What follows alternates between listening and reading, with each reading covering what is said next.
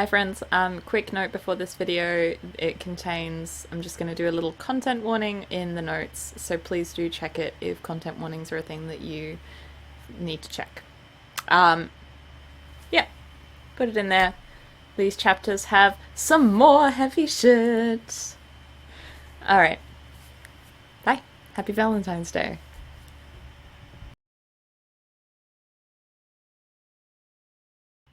Did it again. Hello everyone. Anyone. Hello. Happy Valentine's Day. Today I'll be spending Valentine's Day reading about gay love, or lust, also straight lust, because Dorian Gray is getting married. Woo! Alright. Oh god, what's that? Okay, so as always, I'm putting the project... oh, that's the wrong one. The Project Gutenberg link to the chapter we're up to, which is chapter 7. Why are you not working? Thank you.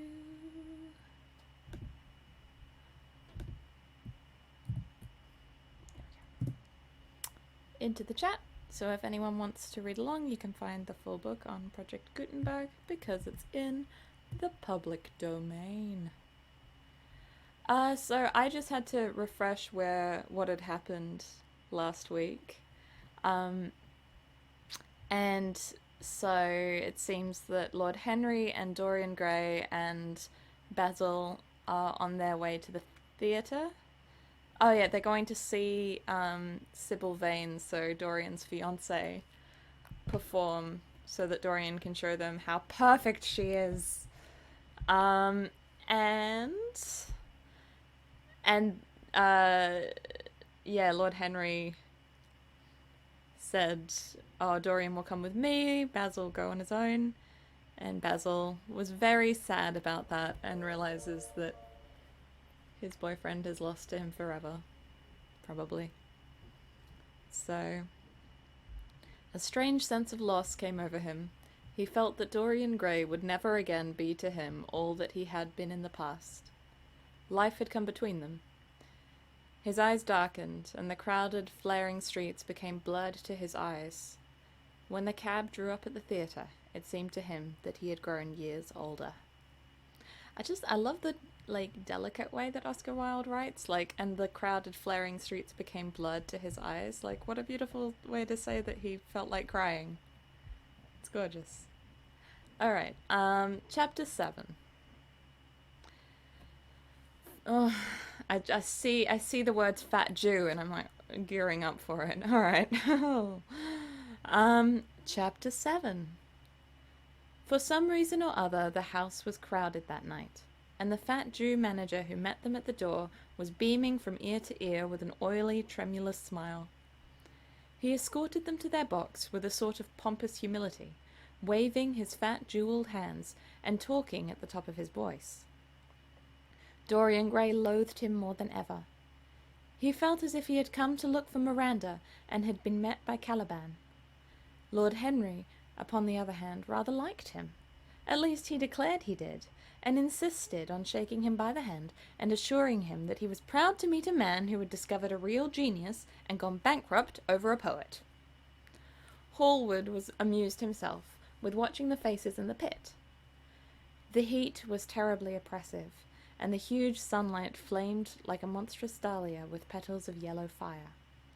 The youths in the gallery had taken off their coats and waistcoats and hung them over the side. They talked to each other across the theatre and shared their oranges with the tawdry girls who sat beside them. Some women were laughing in the pit.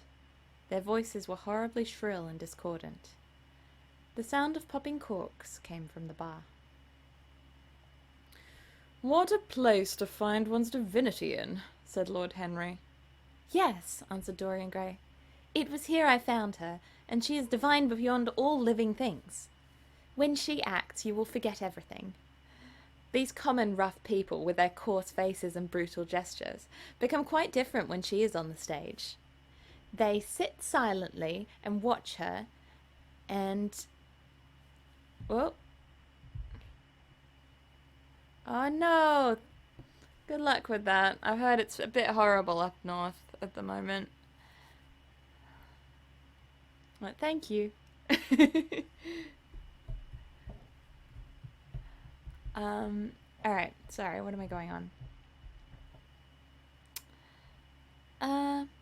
These common rough people with their coarse faces and brutal gestures become quite different when she is on the stage. They sit silently and watch her. They weep and laugh as she wills them to do. She makes them as responsive as a violin. She spiritualizes them, and one feels that they are of the same flesh and blood as oneself. The same flesh and blood as oneself?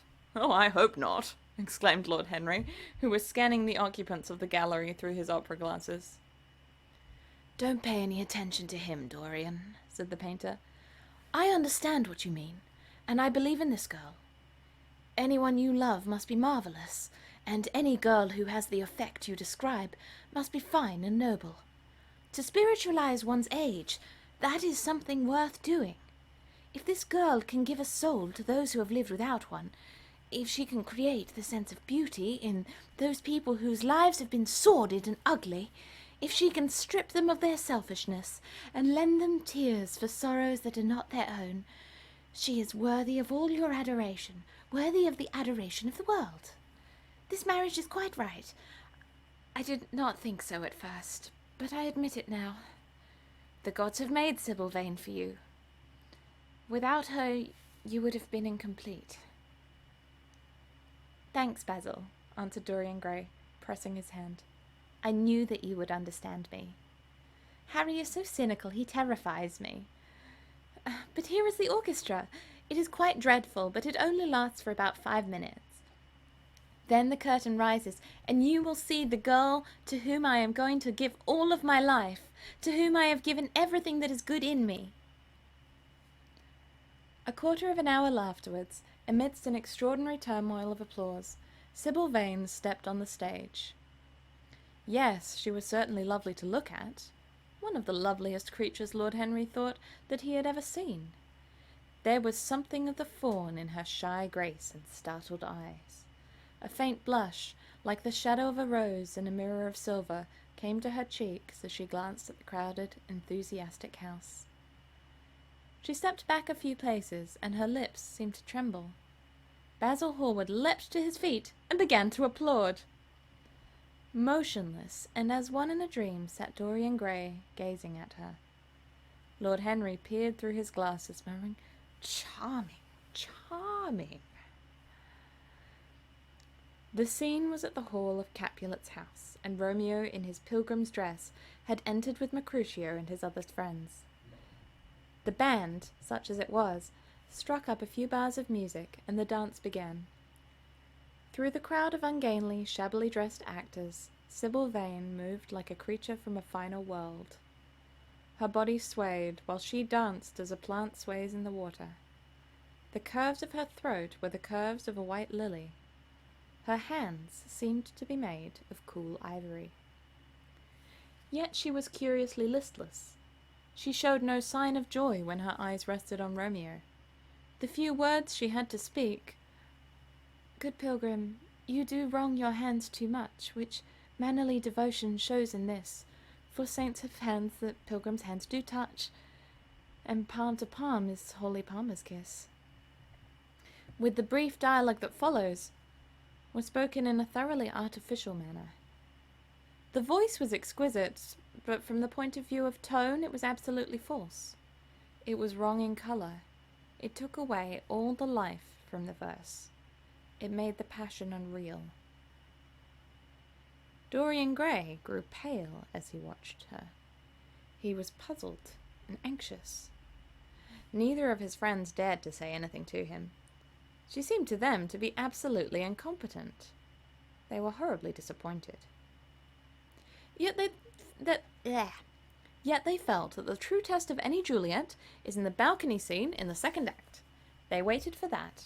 If she failed there was nothing in her. She looked charming as she came out in the moonlight, that could not be denied. But the staginess of her acting was unbearable, and grew worse as she went on. Her gestures became artificial. She overemphasized everything she had to say. The beautiful passage, "Thou knowest the mark of night is on my face, else would a maiden blush bepaint my cheeks, for that which thou hast heard me speak tonight," was declaimed with the painful precision of a schoolgirl who has been taught to recite by some second-rate professor of elocution. When she leaned over the balcony and came to those wonderful lines, "Although I joy in thee, I have no joy in this contract tonight. It is too rash, too unadvised, too sudden, too like the lightning which doth cease to be, ere one can say, it lightens, sweet good night. This bud of love, by summer's ripening breath, may prove a beauteous flower when next we meet." She spoke the words as though they conveyed no meaning to her. It was not nervousness. Indeed, so far from being nervous, she was absolutely self-contained. It was simply bad art. She was a complete failure. Even the common uneducated audience of the pit and the gallery lost their interest in the play. They got restless and began to talk loudly and to whistle. The Jew manager, who was standing at the back of the dress circle, stamped and swore with rage. The only person unmoved was the girl herself. When the second act was over, there came a storm of hisses, and Lord Henry got up from his chair and put on his coat. "She is quite beautiful, Dorian," he said, "but she can't act. Let us go." "I am going to see the play through," answered the lad in a hard, bitter voice. "I am awfully sorry that I have made you waste an evening, Harry. I apologize to you both." "My dear Dorian, I should think Miss Vane was ill," interrupted "Oh, wait, sorry. My dear Dorian, I should think Miss Vane was ill," interrupted Hallward. "We will come another night." "I wish she was ill," he rejoined, "but she seems to me to be simply callous and cold. She is entirely altered. Last night she was a great artist. This evening she is merely a commonplace, mediocre actress." "Don't talk like that about anyone you love, Dorian. Love is a more wonderful thing than art." "They are both simply forms of imitation," remarked Lord Henry. "But do let us go. Dorian, you must not stay here any longer. It is not good for one's morals to see bad acting. Besides, I don't suppose you will want your wife to act, so what does it matter if she plays Juliet like a wooden doll? She is very lovely, and if she knows as little about life as she does about acting, she will be a delightful experience. There are only two kinds of people who are really fascinating. People who know absolutely everything, and people who know absolutely nothing. Good heavens, my dear boy, don't look so tragic. The secret of remaining young is never to have an emotion that is unbecoming. Come to the club with Basil and myself. We will smoke cigarettes and drink to the beauty of Sybil Vane. She is beautiful. What more can you want?" "Go away, Harry," cried the lad. "I want to be alone. Basil, you must go. Can't you see that my heart is breaking?" The hot tears came to his eyes. His lips trembled, and rushing to the back of the box, he leaned up against the wall, hiding his face in his hands. "Let us go, Basil," said Lord Henry, with a strange tenderness in his voice, and the two young men passed out together. A few moments afterwards the footlights flared up, and the curtain rose on the third act. Dorian Gray went back to his seat. He looked pale and proud and indifferent. The play dragged on and seemed interminable. Half of the audience went out, tramping in heavy boots and laughing. The whole thing was a fiasco. The last act was played to almost empty benches. The curtain went down on a titter and some groans. As soon as it was over, Dorian Gray rushed behind the scenes into the green room. The girl was standing there alone, with a look of triumph on her face. Her eyes were lit with an exquisite fire. There was a radiance about her. Her parted lips were smiling over some secret of their own. When he entered, she looked at him, and an expression of infinite joy came over her. How badly I acted tonight, Dorian, she cried. Horribly, he answered, gazing at her in amazement. Horribly. It was dreadful. Are you ill? You have no idea what it was. You have no idea what I suffered. The girl smiled. Dorian, she answered, lingering over his name with long-drawn music in her voice, as though it were sweeter than honey to the red petals of her mouth. Dorian, you should have understood. But you understand now, don't you? Understand what? He asked angrily. Why I was so bad tonight. Why I shall always be bad. Why I shall never act well again. He shrugged his shoulders. You are ill, I suppose. When you are ill, you shouldn't act. You make yourself ridiculous. My friends were bored. I was bored. She seemed not to listen to him. She was transfigured with joy. An ecstasy of happiness dominated her. Dorian, Dorian, she cried. Before I knew you, acting was the one reality of my life. It was only in the theatre that I lived. I thought that it was all true. I was Rosalind one night and Portia the other. The joy of Beatrice was my joy, and the sorrows of Cordelia were mine also. I believed in everything. The common people who acted with me seemed to me to be godlike. The painted scenes were my world. I knew nothing but shadows, and I thought them real. You came, oh my beautiful love, and you freed me from my soul. You freed my soul from prison. You taught me what reality is. Tonight, for the first time in my life, I saw through the hollowness, the sham, the silliness of empty pageant in which I always played. Tonight, for the first time, I became conscious that Romeo was hideous and old and painted, that the moonlight in the orchard was false, that the scenery was vulgar, and that the words I had to speak were unreal, were not my words, not what I wanted to say. You had brought me something higher, something of which all art is but a reflection. Something of which all art is but a reflection. You had made me understand what love really is. My love. My love! Prince Charming, Prince of Life! I have grown sick of shadows. You are more to me than all art can ever be. What have I to do with the puppets of a play? When I came on tonight, I could not understand how it was that everything had gone from me. I thought that I was going to be wonderful. I found that I could do nothing. Suddenly it dawned on my soul what it all meant. The knowledge was exquisite to me. I heard them hissing and I smiled. What could they know of love such as ours? Oh, take me away, Dorian. Take me away with you, where we can be quite alone. I hate the stage. I might mimic a passion that I do not feel, but I cannot mimic one that burns me like fire. Oh, Dorian, Dorian. You understand now what it signifies? Even if I could do it, it would be profanation for me to play at being in love. You have made me see that. He flung himself down on the sofa and turned away his face. You have killed my love, he muttered. She looked at him in wonder and laughed. He made no answer. She came across to him with her little fingers, and with her little fingers stroked his hair. She knelt down and pressed his hands to her lips. He drew them away, and a shudder ran through them. Then he leapt up and went to the door.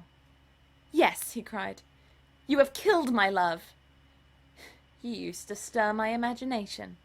Now you don't even stir my curiosity. You simply produce no effect.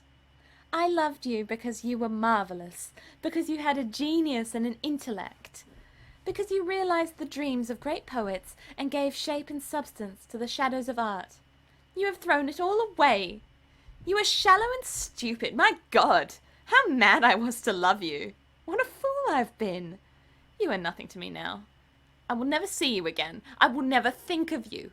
I will never mention your name. You don't know what you were to me once. Once. I can't bear to think of it. I wish I had never laid eyes upon you. You have spoiled the romance of my life. How little you can know of love if you say it mars your art. Without your art, you're nothing.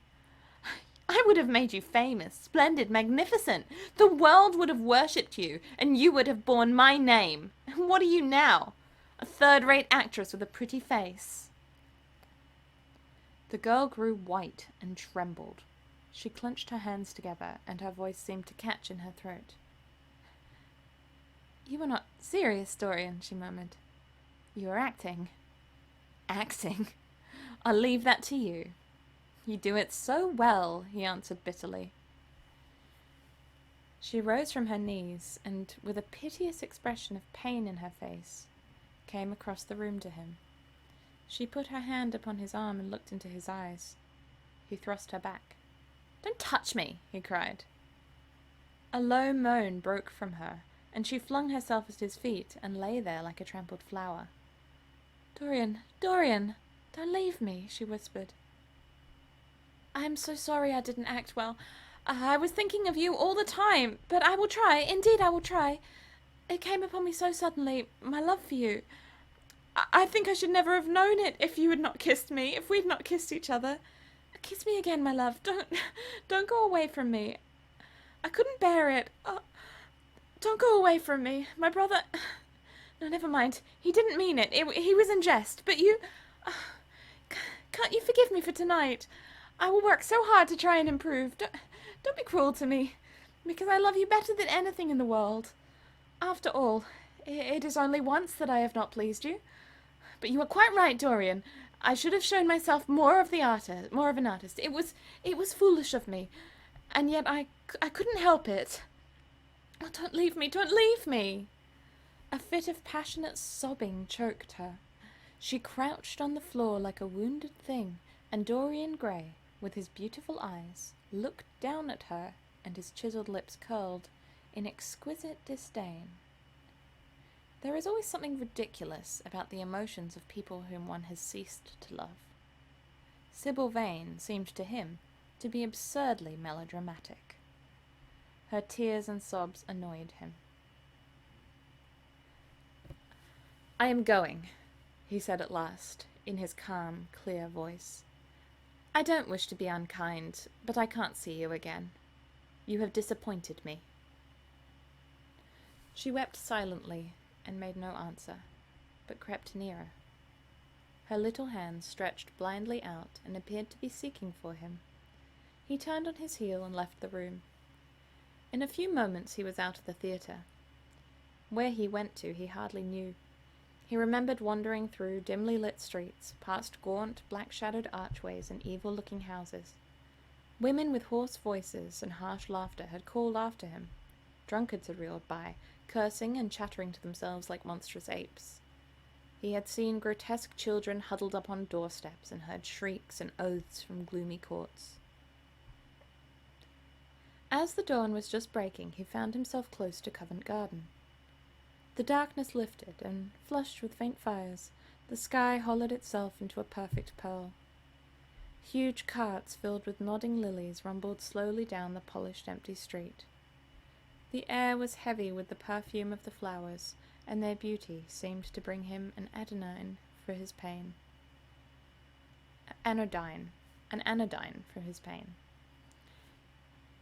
He followed into the market, and watched the men unloading their wagons. A white-smocked carter offered him some cherries.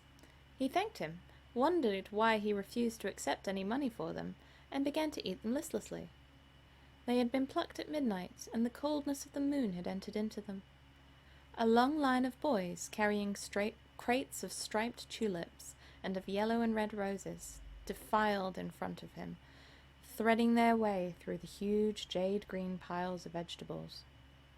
Under the portico, with its grey, sun-bleached pillars, loitered a troop of draggled, bare-headed girls, waiting for the auction to be over. Oof.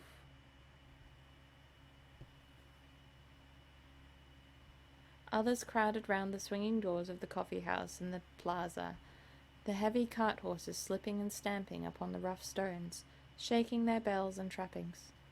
Some of the drivers were lying asleep on a pile of sacks. Iris-necked and pink-footed, the pigeons ran about picking up seeds.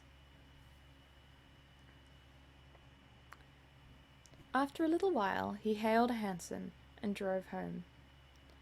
For a few moments he loitered upon the doorstep, looking round at the silent square, with its black, close-shuttered windows and its staring blinds. The sky was pure opal now, and the roofs of the houses glistened like silver against it. From some chimney opposite, a thin wreath of smoke was rising. It curled a violet riband through the nacre-coloured air. In the huge gilt Venetian lantern, spoil some of Doge's...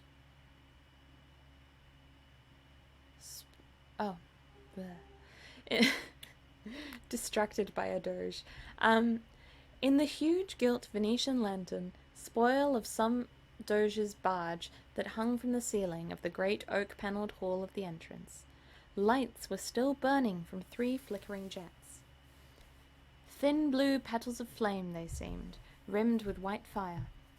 He turned them out and, having thrown his hat and cape on the table, passed through the library towards the door of his bedroom, a large octagonal chamber on the ground floor that, in his newborn feeling for luxury, he had just had decorated for himself and hung with some curious Renaissance tapestries that had been discovered stored in a disused attic at Selby Royal. As he was turning the handle of the door, his eye fell upon the portrait Basil Hallward had painted of him. He started back, as if in surprise. Then he went into his own room, looking somewhat puzzled. After he had taken the buttonhole out of his coat, he seemed to hesitate. Finally, he came back, went over to the picture and examined it. In the dim, arrested light that struggled through the cream-coloured silk blinds, the face appeared to him to be a little changed. The expression looked different. One would have said that there was a touch of cruelty in the mouth. It was certainly strange. He turned round and, walking to the window, drew up the blind. The bright dawn flooded the room and swept the fantastic shadows into dusky corners, where they lay shuddering. But the strange expression that he had noticed in the face of the portrait seemed to linger there, to be more intensified even. The quivering, ardent sunlight showed him the lines of cruelty round the mouth as clearly as if he had been looking in a mirror after he had done some dreadful thing. He winced, and, taking up from the table an oval glass framed in the ivory cupids, one of Lord Henry's many presents to him, glanced hurriedly into its polished depths. No line like that warped his red lips. What did it mean? He rubbed his eyes and came close to the picture and examined it again. There were no signs of any change when he looked into the actual painting, and yet there was no doubt that the whole expression had altered. It was not a mere fancy of his own. The thing was horribly apparent. He threw himself into a chair and began to think. Suddenly there flashed across his mind what he had said in Basil Hallward's studio the day of the picture had been finished. Yes, he remembered it perfectly. He had uttered a mad wish that he himself might remain young and the portrait grow old, that his own beauty might be untarnished and the face on the canvas bear the burden of his passions and his sins, that the painted image might be seared with the lines of suffering and thought, and that he might keep the delicate bloom and loveliness of his just then conscious boyhood. Surely his wish had not been fulfilled. Such things were impossible. It seemed monstrous to even think of them. And yet, there was the picture before him, with the touch of cruelty in the mouth. Cruelty? Had he been cruel? It was the girl's fault, not his. He had dreamed of her as a great artist, had given his love to her because he had thought her great. Had given his love to her because he had thought her great. Then she had disappointed him. She had been shallow and unworthy. And yet a feeling of infinite regret came over him as he thought of her lying at his feet, sobbing like a little child. He remembered with what callousness he had watched her. Why had he been made like that? Why had such a soul been given to him? But he had suffered also. During the terrible 3 hours that the play had lasted, he had lived centuries of pain, aeon upon aeon of torture. His life was well worth hers. She had marred him for a moment if he had wounded her for an age. Besides, women were better suited to bear sorrow than men. They lived on their... hang on. She had marred him for a moment if he had wounded her for an age. Besides, women were better suited to bear sorrow than men. They lived on their emotions. They only thought of their emotions. When they took lovers, it was merely to have someone with whom they could have scenes. Lord Henry had told him that, and Lord Henry knew what women were.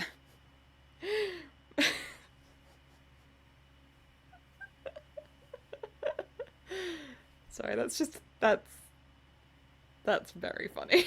It's very good. Lord Henry had told him that, and Lord Henry knew what women were. Why should he trouble about Sybil Vane? She was nothing to him now.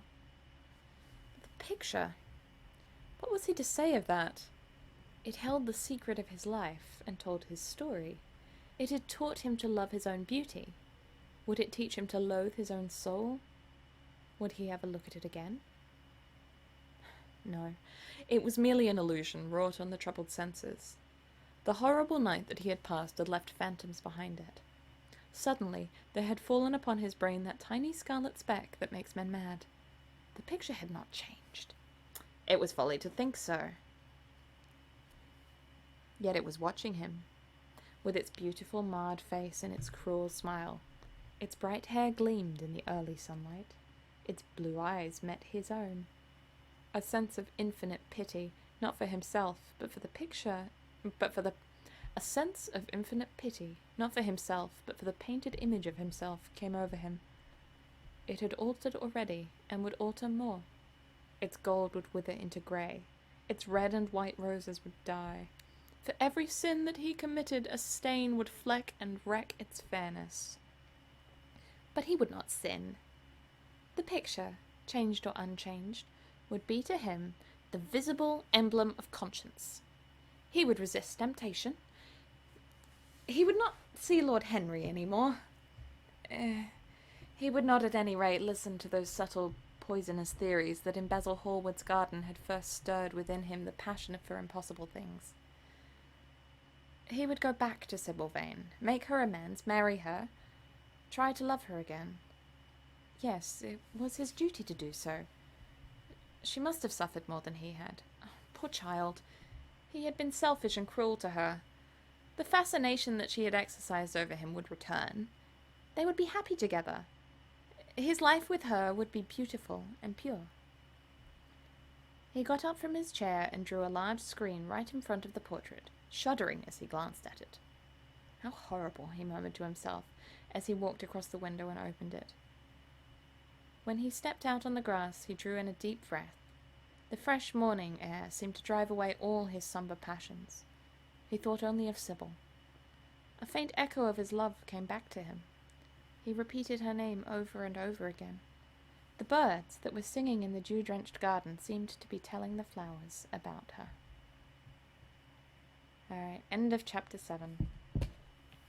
So I actually do know what happens next, because I did try to read this book when I was young and got bored of it and skimmed through it, so I know what the next thing that happens is. I need to break. Also, was there... So... Did he walk past a slave market? I'm not sure if that was what that was meant to be. Hang on. Just looking up UK slavery. Slavery in Britain. Ooh, abolition. So when was it abolished?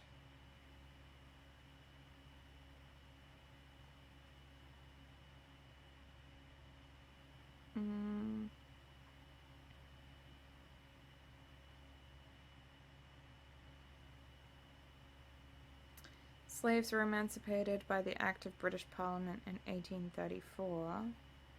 When was the Picture of Dorian Gray written?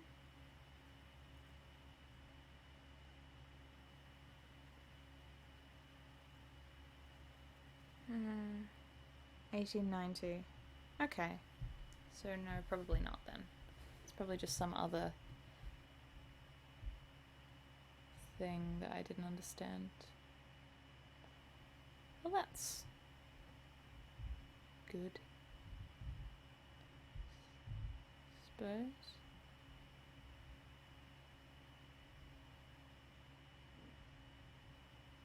Anyway.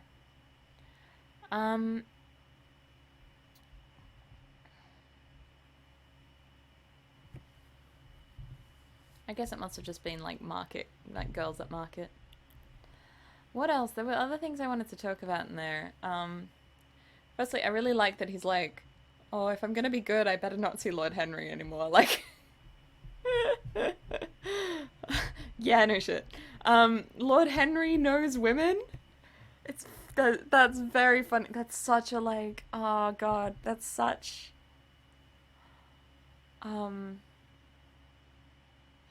That is such a the kid with his pickup artist mentor mentality, like and the other one as well of god, how much of a drama king he is. Oh my god, he's so dramatic, and then is like he found her incredibly over dramatic. Like, yeah. Really, Dorian, really, pot kettle.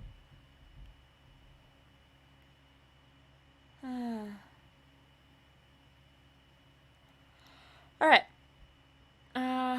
5-10 break, and then I'm gonna start on chapter 8.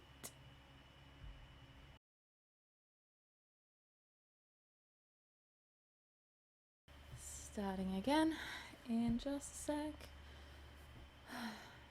The main function of these breaks is so that I can go and turn on the aircon for like 5 minutes and just air out this room because it's warm today. And I'm wearing a fancy shirt. It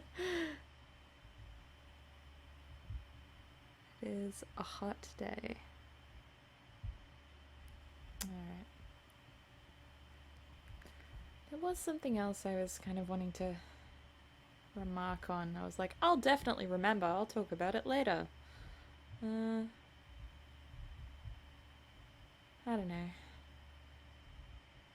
Just I do like Lord Henry's kind of fascination with Dorian's state of mind. And Basil sees the best in it. He's like, oh, she must be ill, and you'll surely love her anyway. It's like, no, Dorian is a shallow bitch. Dorian is a young Lord Henry being sculpted in his image. Okay. Chapter 8.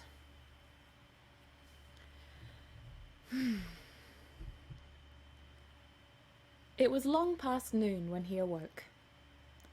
His valet had crept several times on tiptoe into the room to see if he was stirring, and had wondered what had made his young master sleep so late.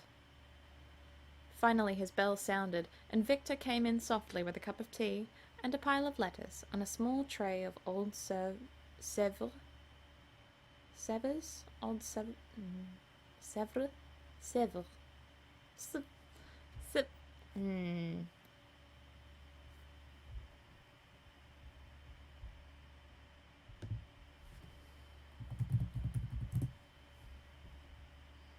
Sèvres.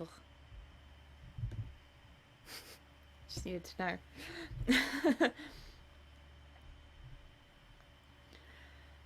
Finally his bell sounded, and Victor came in softly with a cup of tea and a pile of letters on a small tray of old Sèvres china, and drew back the olive satin curtains with their shimmering blue lining that hung in front of the 3 tall windows. Monsieur has slept... Oh, it's French. Monsieur has slept well this morning, he said, smiling. What o'clock is it, Victor? Asked Dorian Gray drowsily. 1 hour and a quarter, monsieur. How late it was! He sat up, having sipped some tea, turned over his letters, and having sipped some tea... Bleh. How late it was! Ah! Please excuse the technical difficulties with the reader. How late it was! He sat up, and having sipped some tea, turned over his letters. One of them was from Lord Henry and had been brought by hand that morning. He hesitated for a moment and then put it aside. The others he opened listlessly. They contained the usual collection of cards, invitations to dinner, tickets for private views, programs for charity concerts, and the like that is showered on fashionable young men every morning during the season.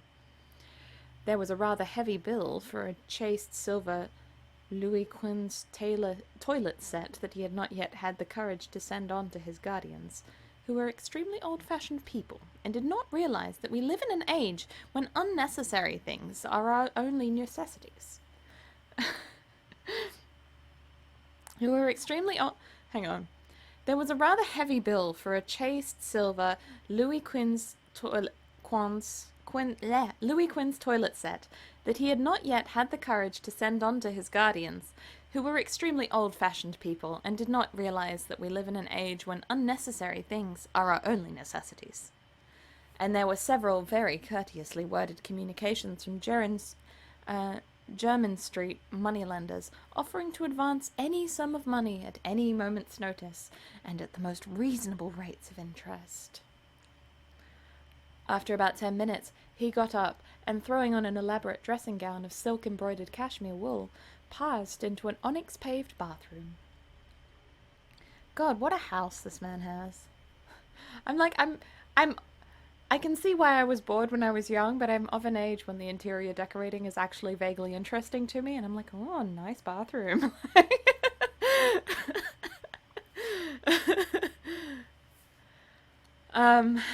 The cool water refreshed him after his long sleep. He seemed to have forgotten all that he had gone through. A dim sense of having taken part in some strange tragedy came to him once or twice, but there was an unreality of a dream about it. As soon as he was dressed, he went into the library and sat down to a light French breakfast that had been laid out for him on a small round table close to the open window. It was an exquisite day. The warm air seemed laden with spices. A bee flew in and buzzed round the blue dragon bowl that, filled with sulphur-yellow roses, stood before him. He felt perfectly happy. Suddenly, his eye fell on the screen that he had placed in front of the portrait, and he started. "Too cold for monsieur?" asked the valet, putting an omelette on the table. "I shut the window?" Dorian shook his head. "I am not cold," he murmured. Was it all true? Had the portrait really changed? Or had it been simply his own imagination that had made him see a look of evil where there had been a look of joy? Surely a painted canvas could not alter. The thing was absurd. It would serve as a tale to tell Basil some day. It would make him smile. And yet, how vivid was his recollection of the whole thing! First in the dim twilight, then in the bright dawn, he had seen a touch of cruelty around the warped lips. He almost dreaded his valet leaving the room. He knew that when he was alone he would have to examine the portrait. He was afraid of certainty. When the coffee and cigarettes had been brought and the man turned to go, he felt a wild desire to tell him to remain. As the door was closing behind him, he called him back. The man stood waiting for his orders. Dorian looked at him for a moment. "I am not at home to anyone, Victor," he said with a sigh. The man bowed and retired. Then he rose from the table, lit a cigarette, and flung himself down on a luxuriously cushioned couch that stood facing the screen. The screen was an old one of gilt Spanish leather, stamped and wrought with a rather florid Louis XIV pattern. He scanned it curiously, wondering if ever before it had concealed the secret of a man's life. Should he move it aside, after all? Why not let it stay there? What was the use of knowing? If the thing was true, it was terrible. If it was not true, why trouble about it? But what if, by some fate or deadlier chance, eyes other than his spied behind and saw the horrible change? What should he do if Basil Hallward came and asked to look at his own picture? Basil would be sure to do that. No. The thing had to be examined, and at once. Anything would be better than this dreadful state of doubt. He got up and locked both doors. At least he would be alone when he looked upon the mask of his shame. Then he drew the screen aside and saw himself face to face. It was perfectly true. The portrait had altered. As he often remembered afterwards, and always with no small wonder, he found himself gazing at the portrait with a feeling of almost scientific interest. That such a change should have taken place was incredible to him, and yet it was fact. Was there some subtle affinity between the chemical atoms that shaped themselves into form and colour on the canvas, and the soul that was within him? Could it be that what the soul thought, they realized? That what it dreamed, they made true? Or was there some other more terrible reason? He shuddered and felt afraid, and going back to the couch, lay there, gazing at the picture in sickened horror. One thing, however, that he felt it had done for him. It had made him conscious of how unjust, how cruel he had been to Sybil Vane. It was not too late to make reparation for that. She could still be his wife. His unreal and selfish love would yield to some higher influence, would be transformed into some nobler passion, and the portrait that Basil Hallward had painted for him would be a guide to him through life, and would to him what holy and the portrait that Basil Hallward had painted of him would be a guide to him through life, would be to him what holiness is to some, and conscience to others, and fear of God to us all. There were opiates for remorse, drugs that could lull the moral sense to sleep, but here was a visible symbol of the degradation of sin. Here was an ever-present sign of the ruin men brought upon their souls. 3 o'clock struck, and 4, and the half-hour rang its double chime, but Dorian Gray did not stir. He was trying to gather up the scarlet thread of life to weave them into a pattern, to find his way through the sanguine labyrinth of passion through which he was wandering. He did not know what to do or what to think. Finally, he went over to the table and wrote a passionate letter to the girl he had loved, imploring her forgiveness and accusing himself of madness. He covered page after page with wild words of sorrow and wilder words of pain. There is a luxury in self-reproach.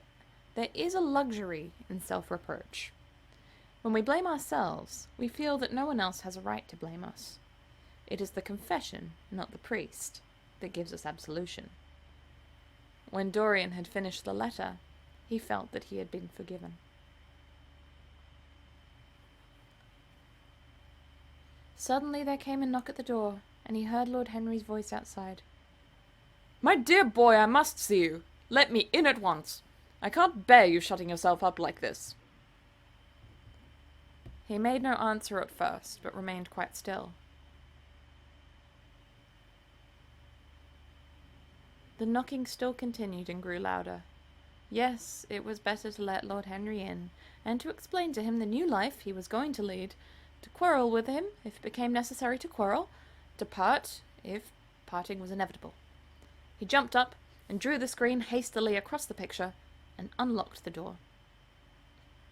"I am so sorry for it all, Dorian," said Lord Henry as he entered, "but you must not think too much about it." "Do you mean about Sybil Vane?" asked the lad.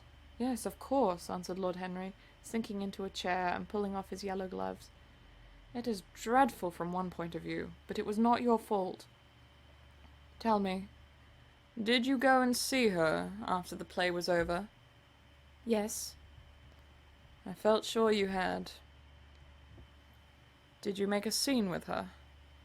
"It was brutal, Harry, perfectly brutal. But it is all right now. I am not sorry for anything that has happened. It has taught me to know myself better." "Oh, Dorian, I am so glad you take it in that way. I was afraid I would find you plunged in remorse and tearing that nice curly hair of yours." "I have got through all that," said Dorian, smiling, shaking his head. "I am perfectly happy now. I know what conscience is, to begin with. It is not what you told me. It is the divinest thing in us. Don't sneer at it, Harry, any more. At least not before me. I want to be good. I can't bear the idea of my soul being hideous. A very charming artistic basis for ethics, Dorian. I congratulate you on it, but how are you going to begin? By marrying Sybil Vane. Marrying Sybil Vane? Cried Lord Henry, standing up and looking at him in perplexed amazement. But, my dear Dorian... Yes, Henry, I know what you're going to say. Something dreadful about marriage. Don't say it. Don't ever say things of that kind to me again. 2 days ago, I asked Sybil to marry me. I am not going to break my word to her. She is to be my wife. Your wife... Dorian... Didn't you get my letter? I wrote to you this morning and sent the note down by my own man. Your letter? Oh, yes, I remember. I have not read it yet, Harry. I was afraid there might be something in it that I wouldn't like. You cut life to pieces with your epigrams. You know nothing, then. What do you mean? Lord Henry walked across the room, and sitting down by Dorian Gray, took both his hands in his own and held them tightly. Dorian, he said, my letter, don't be frightened, was to tell you that Sybil Vane is dead. A cry of pain broke from the lad's lips, and he leapt to his feet, tearing his hands away from Lord Henry's grasp. Dead? Sybil dead? It is not true. It is a horrible lie. How dare you say it? It is quite true, Dorian, said Lord Henry gravely. It is in all the morning papers. I wrote down to you to ask you not to see anyone till I came. There will have to be an inquest, of course, and you must not be mixed up in it. Things like that make a man fashionable in Paris, but in London people are so prejudiced. Here one should never make one's debut with a scandal. One should reserve that to give interest to one's old age. I suppose they don't know your name at the theatre? If they don't, it is all right. Did anyone see you going round to her room? That is an important point. Dorian did not answer for a few moments. He was dazed with horror. Finally he stammered in a stifled voice, Harry, did you say an inquest? What did you mean by that? Did Sybil... Oh, Harry, I can't bear it. But be quick. Tell me everything at once. I have no doubt it was an accident, Dorian, though it must be put that way to the public. It seems as though she was leaving the theatre with her mother, about 12:30 or so. She said she had forgotten something upstairs. They waited some time for her, but she did not come down again. They ultimately found her lying dead on the floor of her dressing room. She had swallowed something by mistake, some dreadful thing they use at the theatres. I don't know what it was, but it had either prussic acid or white lead in it. I should fancy it was prussic acid, as she seems to have died instantaneously. Harry, this is terrible, cried the lad. Yes, it is very tragic, of course, but you must not get yourself mixed up in it. I see by the standard that she was 17. I should have thought she was almost younger than that. She looked such a child, and seemed to know so little about acting. Dorian, you mustn't let this thing get on your nerves. You must come and dine with me, and afterwards we will look in at the opera. It is a Patty night, and everybody will be there. You can come with my sister's box. She's got some smart women with her. So I have murdered Sybil Vane, said Dorian Gray half to himself. Murdered her as surely as if I had cut her little throat with a knife.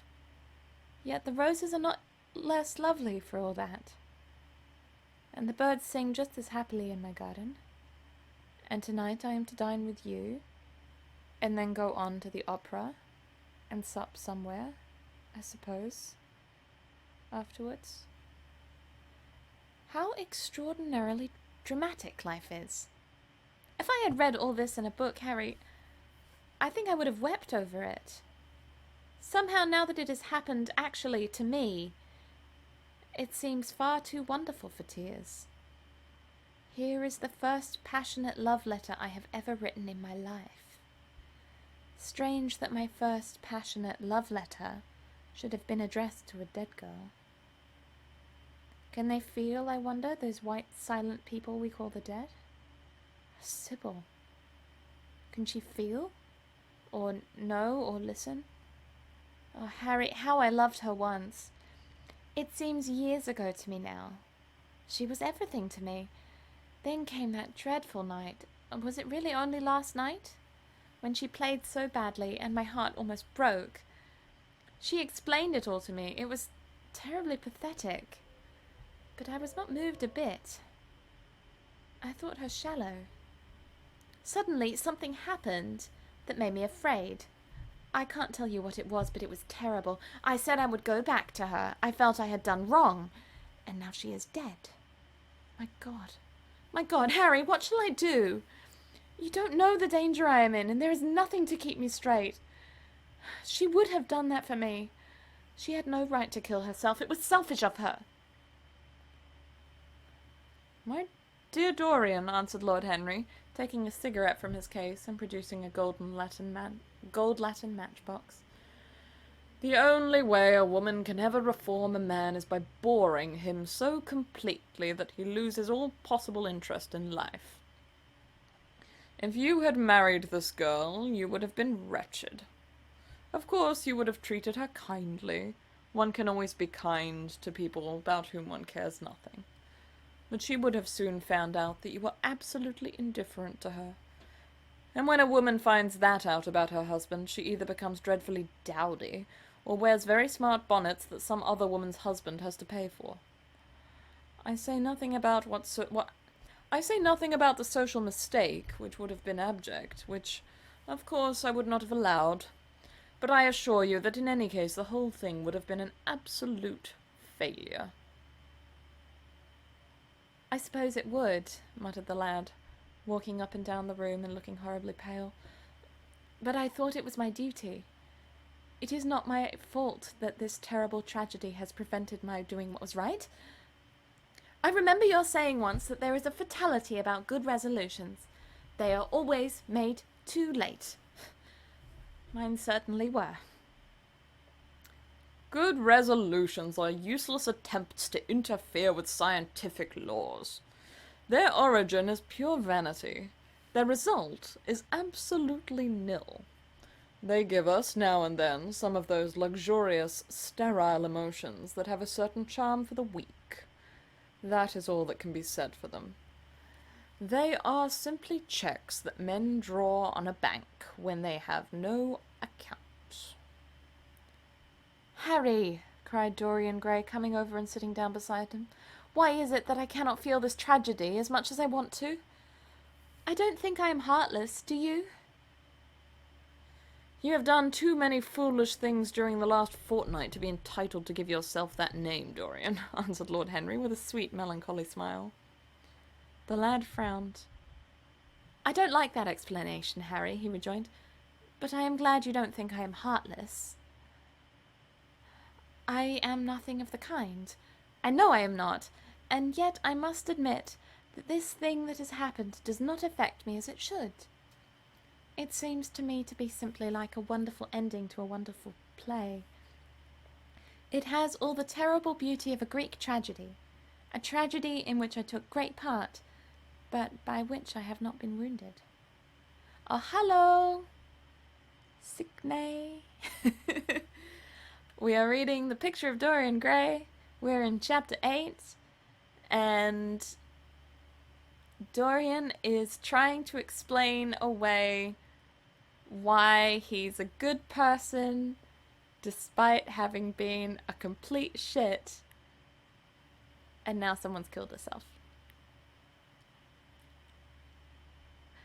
So, that's where we're up to. But it is like, I'm really enjoying the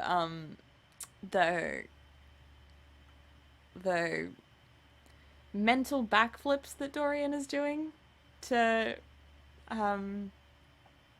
justify himself to himself. Like, I loved the bit about, like, there is a self-indulgence in in blaming oneself, because that's very much the whole, like,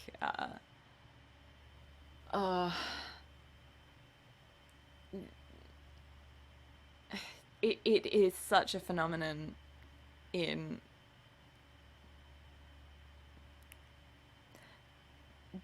being a femme person dating a cis boy as a teenager.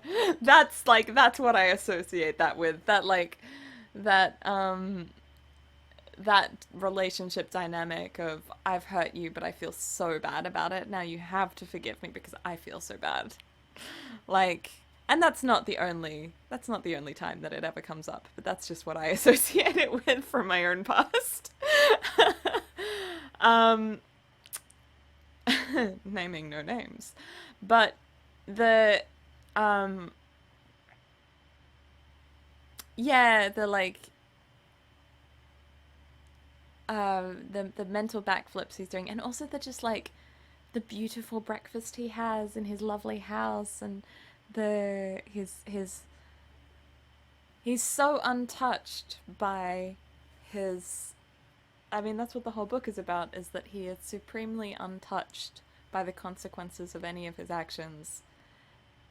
And the device of the Picture of Dorian Gray is this, like, it's a metaphor for the fact that he's untouched by the consequence of his action, but I really like that we're also seeing that in the very real way that people like Lord Henry and Dorian Gray and anyone in the upper classes are completely untouched by the consequences of their actions towards anyone who doesn't have as much power and influence as them. And I really like that that's there, as well as what's being, like, more overtly shown. Anyway, gonna keep going.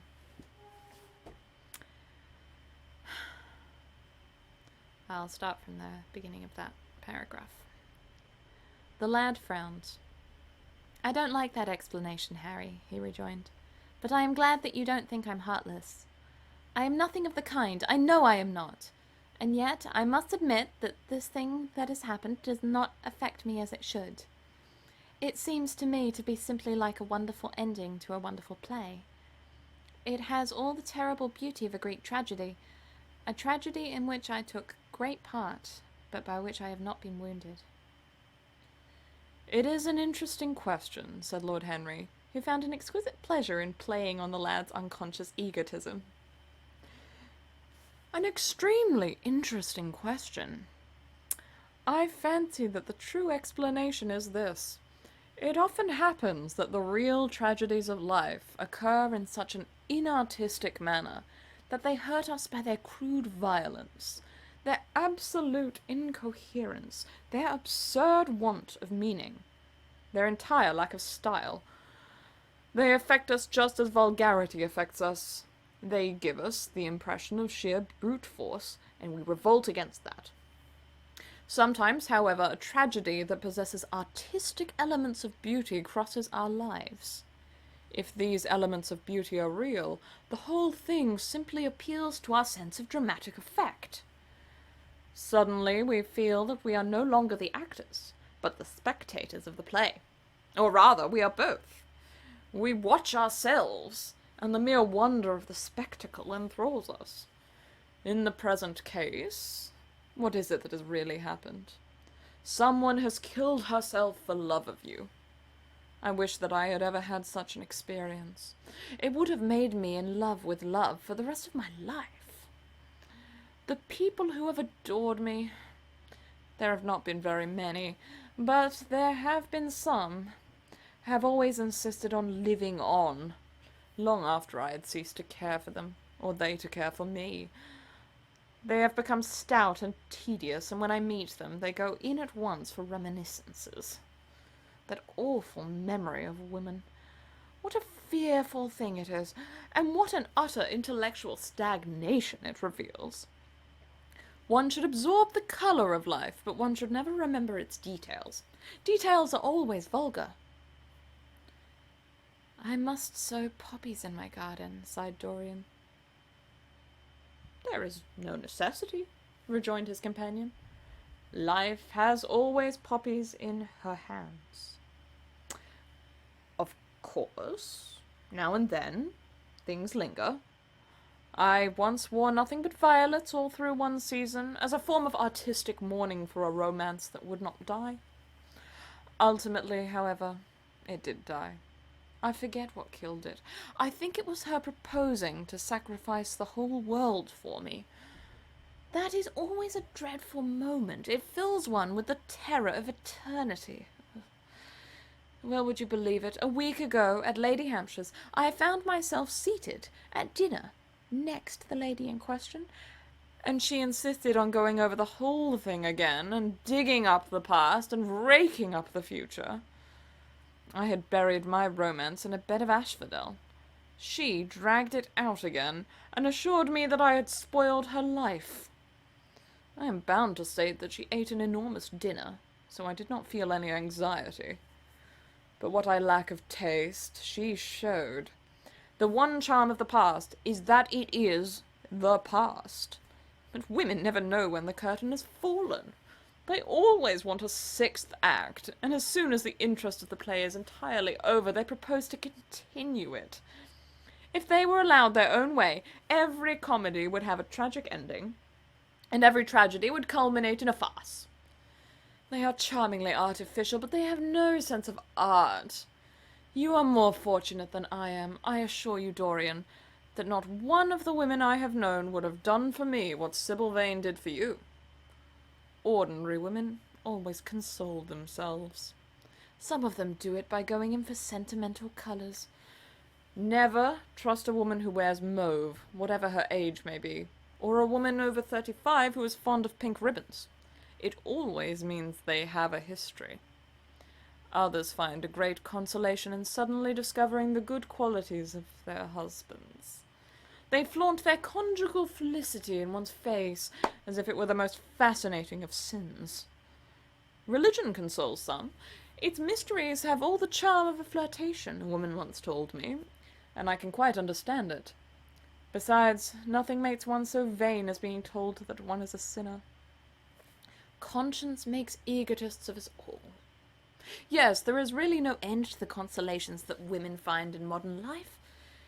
Indeed, I have not mentioned the most important one.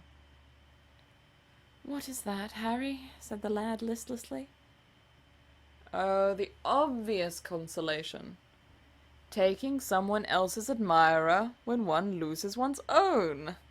In good society, that always whitewashes a woman. But really, Dorian, how different Sybil Vane must have been from all the women one meets. There is something to me quite beautiful about her death. I am glad I am living in a century when such wonders happen. They make one believe in the reality of the things we all play with, such as romance, passion, and love. I was terribly cruel to her. You forget that. I am afraid that women appreciate cruelty, downright cruelty, more than anything else. They have wonderfully primitive instincts. We have emancipated them, but they remain slaves looking for their masters all the same. They love being dominated. I am sure you were splendid. I have never seen you really and absolutely angry, but I can fancy how delightful you looked.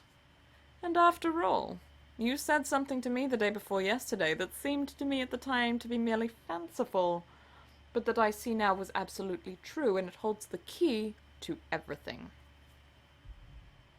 What was that, Harry? You said to me that Sybil Vane represented to you all the heroines of romance. That she was Desdemona one night, and Ophelia the other. That if she died as Juliet, she came to life as Imogen. She will never come to life again now, muttered the lad, burying his face in his hands. No, she will never come to life.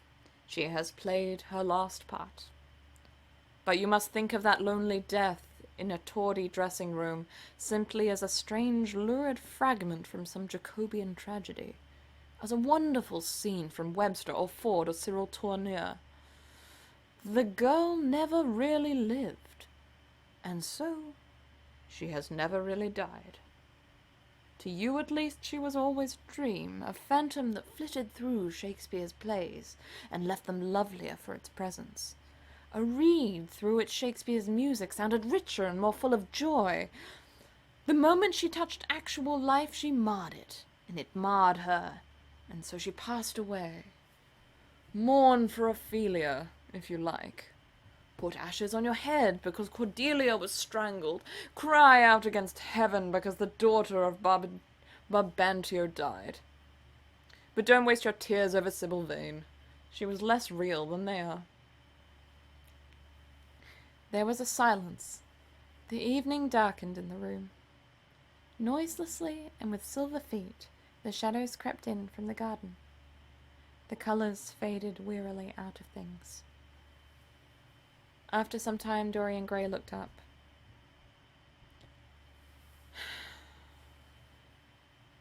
"You have explained myself to me.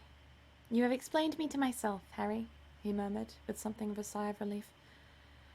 "I felt that all you had said, but somehow I felt all that you have said, but somehow I was afraid of it, and I could not express it to myself. How well you know me! But we will not talk again of what has happened. It has been a marvelous experience. That is all. I wonder if life has still in store for me anything as marvelous." "Life has everything in store for you, Dorian. There is nothing that you, with your extraordinarily good looks, will not be able to do." "But suppose, Harry, that I become haggard and old and wrinkled. What then?" "Then," said Lord Harry, rising to go, "then, my dear Dorian, you would have to fight for your victories. As it is, they are brought to you. No, you must keep your good looks. We live in an age that reads too much to be wise and thinks too much to be beautiful. We cannot spare you. And now you had better dress and drive down to the club. We are rather late as it is." "I think I shall join you at the opera, Harry. I feel too tired to eat anything. What is the number of your sister's box?" 27, I believe. It is on the grand tier. You will see her name on the door. But I'm sorry you won't come and dine." "I don't feel up to it," said Dorian listlessly, "but I am awfully obliged to you for all that you have said to me. You are certainly my best friend. No one has ever understood me as you have." "We are only at the beginning of our friendship, Dorian," answered Lord Henry, shaking him by the hand. "Goodbye. I shall see you before 9:30, I hope. Remember, Patty is singing." As he closed the door behind him, Dorian Gray touched the bell, and in a few minutes Victor appeared with the lamps and drew the blinds down. He waited impatiently for him to go. The man seemed to take an interminable time over everything. As soon as he had left, he rushed to the screen and drew it back. No, there was no further change in the picture. It had received the news of Sybil Vane's death before he had known of it himself. It was conscious of the events of life as they occurred. The vicious cruelty that marred his fine lines of his mouth had, no doubt, appeared at the very moment that the girl had drunk the poison, whatever it was. Or was it indifferent to results? Did it merely take cognizance of what passed within the soul? He wondered, and hoped that some day he would see the change taking place before his very eyes, shuddering as he hoped it. Poor Sybil. What a romance it had all been. She had often mimicked death on the stage.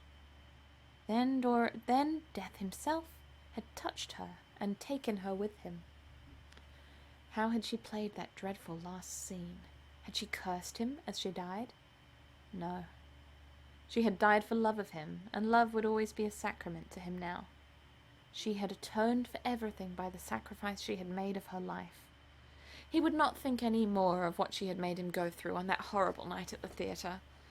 When he thought of her, it would be as a wonderful tragic figure sent onto the world stage to show the supreme reality of love.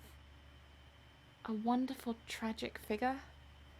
Tears came to his eyes as he remembered her childlike look, in winsome, fanciful ways, and shy, tremulous grace. He brushed them away hastily and looked again at the picture. He felt that the time had really come for making his choice. Or had his choice already been made? Yes. Life had decided that for him. Life, and his own infinite curiosity about life. Eternal youth, infinite passion, pleasures subtle and secret, wild joys and wilder sins. He was to have all these things. The portrait was to bear the burden of his shame. That was all. A feeling of pain crept over him as he thought of the desecration that was in store for the fair face on the canvas. Once, in boyish mockery of Narcissus, he had kissed, or feigned to kiss, those painted lips that now smiled so cruelly at him. Morning after morning he had sat before the portrait, wondering at its beauty, almost enamored of it, as it seemed to him at times. Was it to alter now with every mood to which he yielded? Was it to become a monstrous and loathsome thing, to be hidden away in a locked room, to be shut out of the sunlight that had so often touched to brighter gold the waving wonder of his hair? The pity of it! The pity of it! For a moment he thought of praying that the horrible sympathy that existed between him and the picture might cease. It had changed in answer to a prayer. Perhaps in answer to a prayer it might remain unchanged. And yet who that knew anything about life would surrender the chance of remaining always young, however fantastic that chance might be, or with what fateful consequences it might be fraught? Besides, was it really under his control? Had it indeed been prayer that had produced the substitution? Might there not be some curious, scientific reason for it all? If thought could exercise its influence upon a living organism, might not thought exercise an influence upon dead and inorganic things? Nay, without thought or conscious desire, might not things external to ourselves vibrate in unison with our moods and passions, atoms calling to atom in secret love and strange affinity? But the reason was of no importance. He would never again tempt by a prayer any terrible power. If the picture was to alter, it was to alter. That was all. Why inquire too closely into it? For there would be real pleasure in watching it. Actually, I want to pause for a sec. So this, I did hear that it drags a little bit as it goes on, and I think this is part of it. Yeah, the horrible crawling, creeping feeling in my gut reading about them talking about the suicide of a young woman directly caused by one of the characters as something fictional and designed to please them. It's horrendous how timeless that is what I will say. That's what I wanted to say.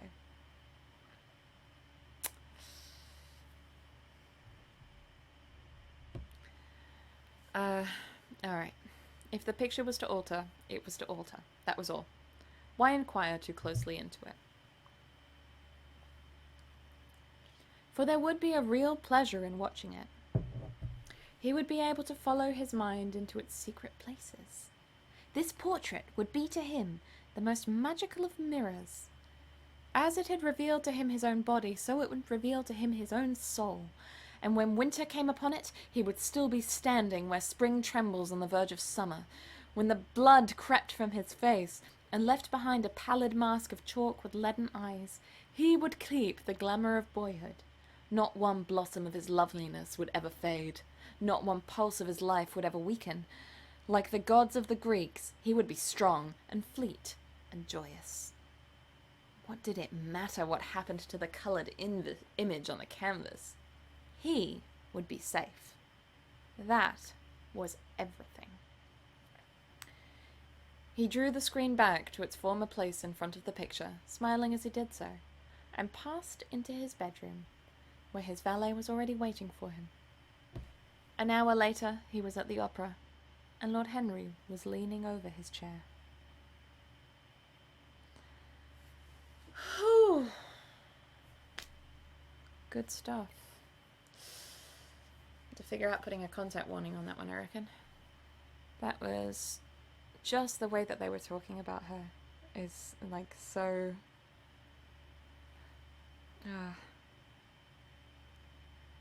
Because of her death, he would forgive her, and that whole thing about like Lord Henry is just a classic pickup artist, just the worst, just the absolute worst.